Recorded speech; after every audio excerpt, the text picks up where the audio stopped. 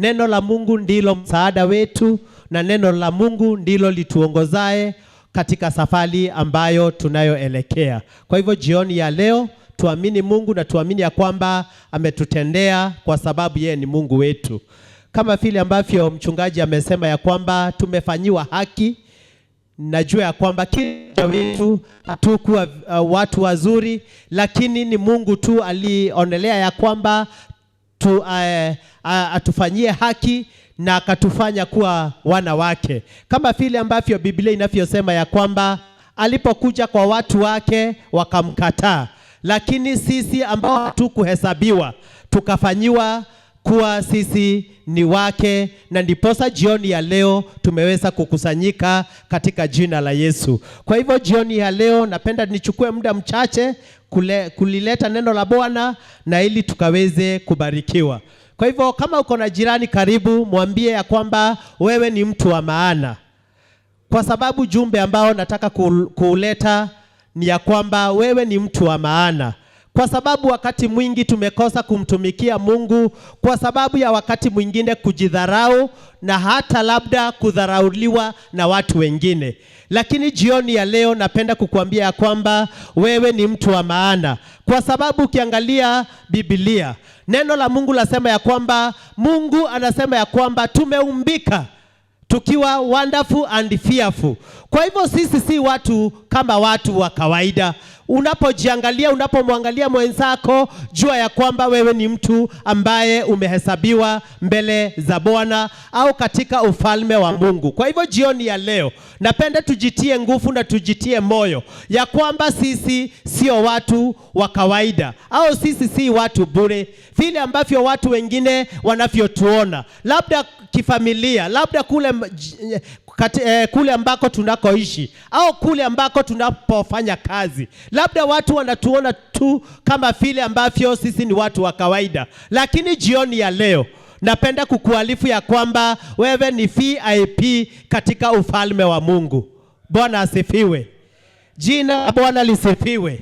Kwa hivyo ningependa tulisome neno katika kitabu cha Wafilipi 2 mstari wake wa 3.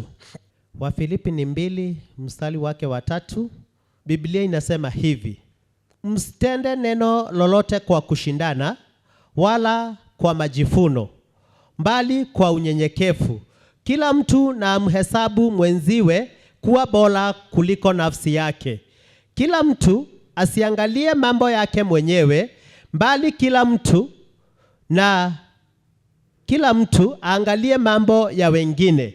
Iweni na nia hiyo hiyo ndani yenu, ambayo ilikuwemo pia ndani ya Kristo Yesu, ambaye yeye mwanzo alikuwa yuna namna ya Mungu, naye hakuona kule kuwa sawa na Mungu kuwa ni kitu cha kushikamana nacho, bali alijifanya kuwa hana utukufu, akatoa namna ya mtumwa, akawa ana mfano wa wanadamu. Tena alipoonekana ana umbo kama mwanadamu, alijinyenyekeza akawa mtii hata mauti, naam, mauti ya msalaba. Kwa hiyo tena Mungu alimwadhimisha mno, akamkirimia jina lile lipitalo kila jina, ili kwa jina la Yesu kila goti lipigwe, na vitu vya mbinguni na vya dunia na vya duniani na vya chini ya nchi, na kila ulimi ukiri ya kuwa Yesu Kristo ni Bwana, kwa utukufu wa Mungu Baba. Bwana Yesu asifiwe. Bwana Yesu asifiwe. Kama vile ambavyo jioni ya leo tumekusanyika katika kusanyiko hili, kila mmoja wetu tumekuja ili tukaunganike na ili tukaufanya ushirika huu, na tunapoufanya ushirika huu twaufanya mwili wa Kristo ukaweze kukamilika. Bwana Yesu asifiwe. Kwa hivyo kila mmoja wetu tunapounganika jioni hii ya leo, jua ya kwamba hauko hapa kwa ajili yako wewe mwenyewe. Niko hapa kwa ajili yako na wewe uko hapa kwa ajili yangu. Bwana Yesu asifiwe. Nilipokuwa ninaangalia hili neno la Mungu, Biblia inasema ya kwamba Yesu ambaye tunaye mhubiri, au Yesu ambaye aliyetuokoa, Biblia inasema ya kwamba yeye alikuwa mfano wa Mungu, lakini kwa kunyenyekea kwake haungeamini ya kwamba yeye ndiye mwenye uweza, yeye ndiye mwenye nguvu. Bwana Yesu asifiwe. Nilipokuwa ninaangalia vile ambavyo tunavyoishi katika dunia hii, wakati mwingine tunakaa ni kama sisi tuna nguvu kumliko Yesu yule ambaye aliyetuokoa. Lakini Biblia inasema ya kwamba Yesu alipokuwa katika dunia hii aliishi maisha ya kunyenyekea mpaka ikafikia mahali ambapo kifo chake kikamfikia. Lakini hakufanya haya kwa sababu yeye hakuwa na nguvu. Alikuwa mwana wa Mungu, na Biblia inasema ya kwamba alikuwa Mungu mwenyewe. Jina la Bwana. Kwa hivyo ni vyema wakati ambapo Bwana ametuita katika ufalme huu, tujue ya kwamba sisi ni watumishi wa Mungu na sisi ni chini ya Kristo ambaye aliyetuita. Kwa hivyo tunafaa kuwa wanyenyekevu zaidi na zaidi. Tunafaa kuwa wanyenyekevu wakati wote. Hatufai kuwa tunalinga, kwa sababu Biblia inasema ya kwamba tunafaa kuwa tunatumikiana sisi kwa sisi. Kwa hivyo ninafaa kuwa mtumishi kwako na wewe ukae mtumishi kwangu. Bwana Yesu asifiwe. Nilipokuwa ninaangalia kuhusu kunyenyekea. Kunyenyekea wakati mwingine tunaonanga ni kama ni kwa wale ambao hawana mambo fulani. Na ukiangalia Yesu, yeye alikuwa mwana wa Mungu ambaye aliyekuwa ametoka juu mbinguni. Na alipokuja huku duniani, wakati mwingine alikuwa anatembea, wakati mwingine anashikwa na njaa, wakati mwingine anapatana na mambo kama yale tu ambayo tunayopatana nayo. Lakini kwa haya yote, Yesu tu alibakia kuwa mnyenyekevu. Jina la Bwana lisifiwe. Bwana Yesu asifiwe. Kwa hivyo wakati mwingine nilikuwa naangalia hivi. Wakati mwingine naweza kuwa Mungu amenibariki na mali ya dunia hii, lakini kunyenyekea si kumaanisha ya kwamba sijabarikiwa. Naweza kuwa nimeelimika zaidi ya wengine, lakini kunyenyekea. Yaweza kuwa umesoma lakini bado umenyenyekea. Bwana Yesu asifiwe. Naweza kuwa tu mimi ni kiongozi hata kanisani, lakini kunyenyekea si kumaanisha ya kwamba sitaendelea kuwa kiongozi. Bwana Yesu asifiwe. Na nilikuwa naangalia kazi ya kunyenyekea. Wakati ambapo unanyenyekea, inakuwa rahisi kwako hata kuwatumikia watu wengine. Bwana Yesu asifiwe. Na wakati ambapo unaposimama na kujipiga kifua, wakati ule watu wengi wanakuondokea. Na wakati ambapo unaambia watu ya kwamba umeokoka, wanashindwa, bona unajiweka mahali ambapo labda haifai. So wapendwa, jioni hii leo, kama Mungu amekubariki na kipawa kile ambacho amekubariki nacho, ni vyema tuwe wanyenyekevu mbele za Mungu, ili tunapohudumiana sisi kwa sisi, tukahudumiane katika upendo wa Kristo. Bwana Yesu asifiwe. Nilikuwa nachukua picha ya mchungaji wetu. Mchungaji wetu ni mmoja ambaye hawezi fikiria zaidi ya vile ambavyo Mungu amembariki. Kwa sababu kwa kunyenyekea kwake, kila mmoja wetu angependa tu kukaribiana na yeye.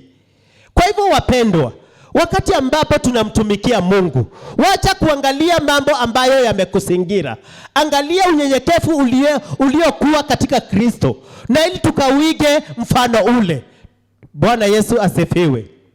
Bwana Yesu asifiwe.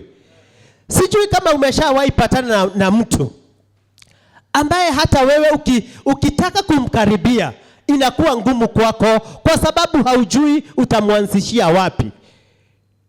Jina la Bwana lisifiwe. Lakini neno la Mungu latuambia ya kwamba Yesu ambaye tunayemhubiri na Yesu ambaye tunasema ya kwamba yuko ndani yetu, yeye alikuwa mnyenyekevu. Bwana Yesu asifiwe. Na kwa kunyenyekea, Biblia inasema ya kwamba ukamuone ndugu yako bora kukuliko. Jina la Bwana lisifiwe. Na wakati ambapo utakuwa na unyenyekevu ndani yako, Kumwona ndugu yako akiwa bora kukuliko itakuwa rahisi zaidi. Jina la Bwana lisifiwe. Na wakati mwingine nilikuwa naangalia sisi ambao tumeitwa katika ufalme wa Mungu, wakati mwingine unajipata ya kwamba tunaongea kuhusu ndugu mambo ambayo si mazuri kwake. Sasa nashindwa kwa sababu nimesema huyu ndugu si mzuri na tuko katika ufalme mmoja. Kwani sisi wenyewe ndiye tunayejipiga? Bwana Yesu asifiwe. Kwa sababu kile ambacho Mungu angehitaji kwako na angehitaji kwangu ni kumwombea ndugu na pia kumrekebisha katika upendo. Bwana Yesu asifiwe. Sijui kama umeshawahi jipata mahali unamsengenya dada, unamsengenya ndugu. Bwana Yesu asifiwe.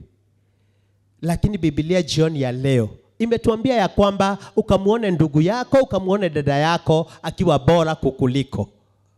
Hata kama umebarikiwa na kipawa kipi, muone ndugu yako ni bora kukuliko. Muone dada yako ni bora kukuliko. Bwana Yesu asifiwe.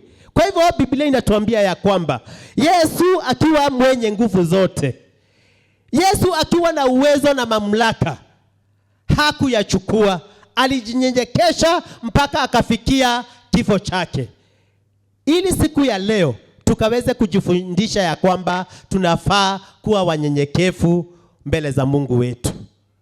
Bwana Yesu asifiwe. Biblia inatuambia hivi: hatuwezi kumpenda Mungu ambaye hatumuoni kama hatupendi dada au ndugu ambaye tunaonana kila siku. Bwana Yesu asifiwe. Kwa hivyo kile ambacho kitadhihirisha kwetu ya kwamba sisi tunampenda Mungu ni wakati ambapo tutawaona wengine wako bora kutuliko. Bwana Yesu asifiwe. Bwana Yesu asifiwe. Kama siku hii ya leo, wakati ambapo tumeanzisha ibada hii, wengine wametuongoza kwa sifa, wengine wametuongoza kwa ibada hii, wengine wameshikilia sehemu nyingine. Kama ningelikuwa peke yangu, labda ibada hii haingekuwa jinsi ambavyo ilivyo. Lakini jioni hii ya leo wapendwa, ona ya kwamba mwenzako ni bora kukuliko. Ili tunapoishi, usije ukamsengenya ndugu yako, usije ukaongea mabaya kuhusu dada yako, usije ukamdharau au ukamchukie yule ambaye ameitwa katika ufalme huu. Bwana Yesu asifiwe. Bwana Yesu asifiwe. Wakati Biblia inaposema ya kwamba kuna wakati ambapo tutakapokusanyika mbele za Bwana, na Yesu atuambia ya kwamba nilikuja kwenu nikiwa na njaa na hamkunishibisha, nilikuja kwenu nikiwa mgonjwa, hamkunikaribisha, nilikuwa jela, hamkuja kuniangalia. Biblia inasema ya kwamba tutamuuliza ya kwamba ni lini Yesu ulipokuja. Bwana Yesu asifiwe. Kwa hivyo Yesu anaweza kuwa ni huyo ndugu yako ambaye unayemuona, na wakati mwingine tu umdharau tu, wakati mwingine usimsaidie kwa haja ambayo ako nayo. Lakini jioni ya leo wapendwa, ni vyema kumchukua dada yako kama mtumishi wa Mungu na aliyeitwa katika ufalme wa Mungu. Bwana Yesu asifiwe. Yesu asifiwe. Ni vyema kumuona ndugu yako akiwa bora kukuliko, ili katika ushirika wetu ukaweze kupata nguvu katika jina la Yesu. Tunapoangalia kitabu cha Philemon, Philemon iko na chapter moja tu.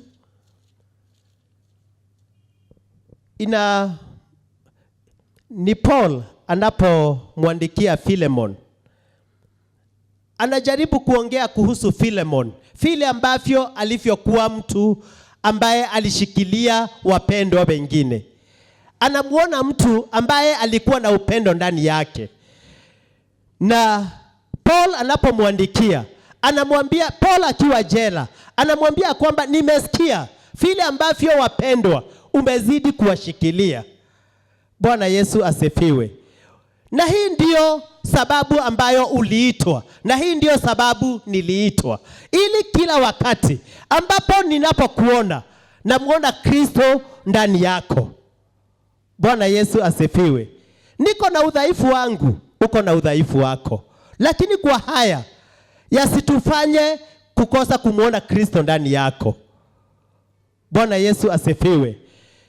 Paul anamwambia Philemon, kuna ndugu moja ambaye anaitwa Onesimus, ambaye Paul anajaribu kumwelezea, labda huyu ndugu wakati ambapo mlipokutana hakuwa wa maana katika maisha yako, lakini wakati huu ambapo namrejesha kwako, jua ya kwamba ukamtambue kama ndugu aliye wa maana.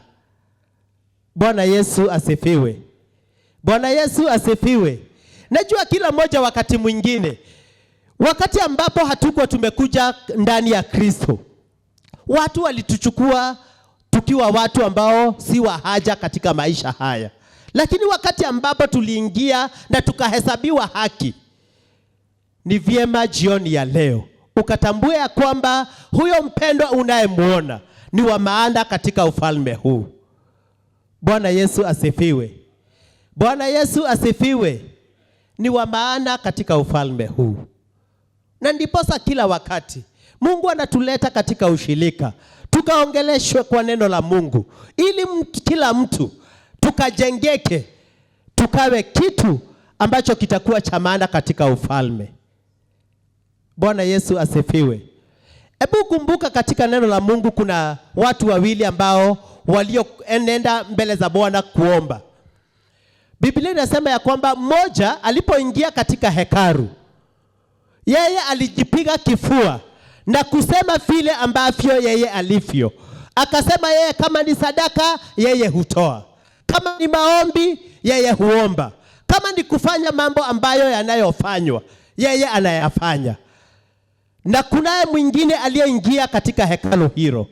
Biblia inasema ya kwamba alipofika mahali pale, yeye akaenenda, akapiga magoti na hata hakuweza kuinua kichwa chake, kwa sababu alijiona ya kwamba si wa maana, na aliangalia akaona yeye ni mwenye dhambi.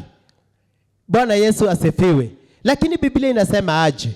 Ya kwamba yeye huyu aliyenyenyekea na kuanguka pale, alitoka katika nyumba hiyo akiwa amebarikiwa.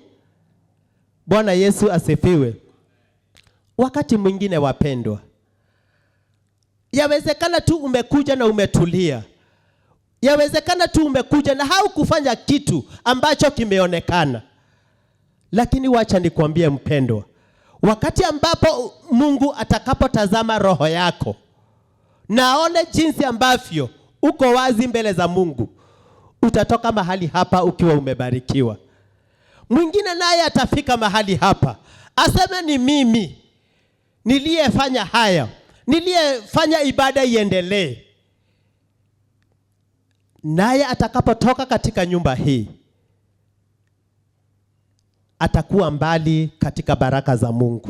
Kwa hivyo wapendwa, ni vyema tufunze mioyo yetu kunyenyekea mbele za Bwana, na tujue yeye aliyetuita, yeye mwenyewe ni mnyenyekevu. Jina la Bwana lisifiwe. Tunaposoma katika kitabu hicho cha Philemon, tutasoma tu mistari mitatu, kuanzia mstari wa 4 na wa 5 na pia na wa 6.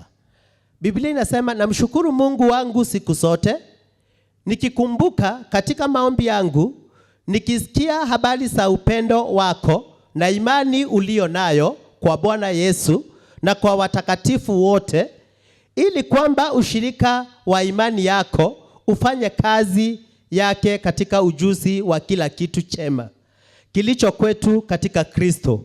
Maana nalikuwa na furaha nyingi na faraja kwa sababu ya upendo wako, kwa kuwa mioyo ya watakatifu imeburudishwa nawe, ndugu yangu. Jina la Bwana lisifiwe.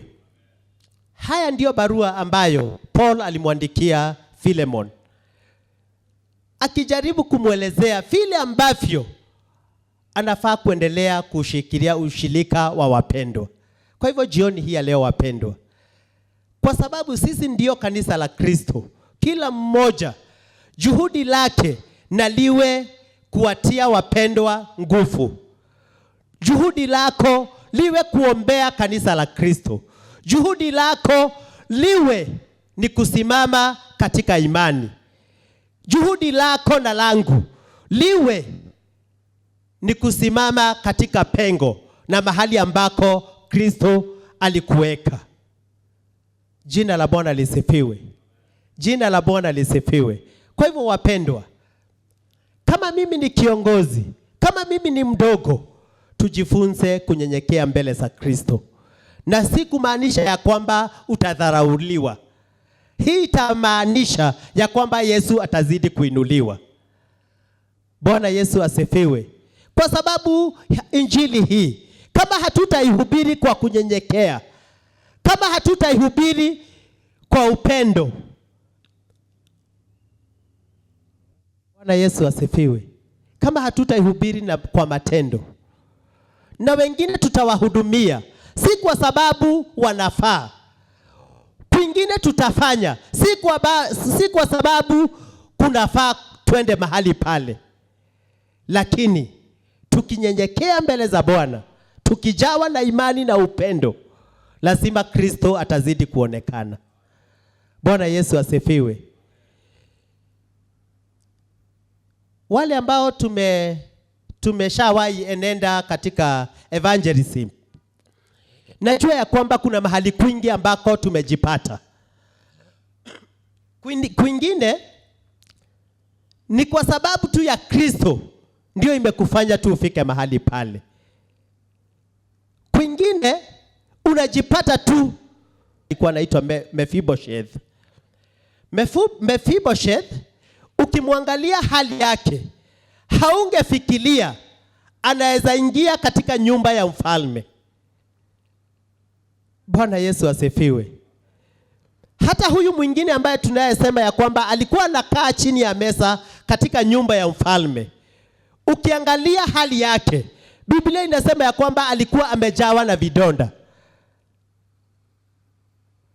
Na hii ilikuwa inanifundisha ya kwamba Mungu akikuangalia na jicho lake, haangalii hali yako jinsi ilivyo. Bwana Yesu asifiwe. Yawezekana sisi tukuone ya kwamba ni kama haufai, lakini machoni pa Mungu jua ya kwamba unafaa zaidi. Bwana Yesu asifiwe. Machoni pa Mungu unafaa zaidi. Muangalie Daudi, ambaye tunajua kwamba alifanya dhambi za kila aina, lakini Mungu anapotoa ushuhuda kumhusu Daudi, anasema ya kwamba nimemwona mtu ambaye ako na roho yangu. Bwana Yesu asifiwe.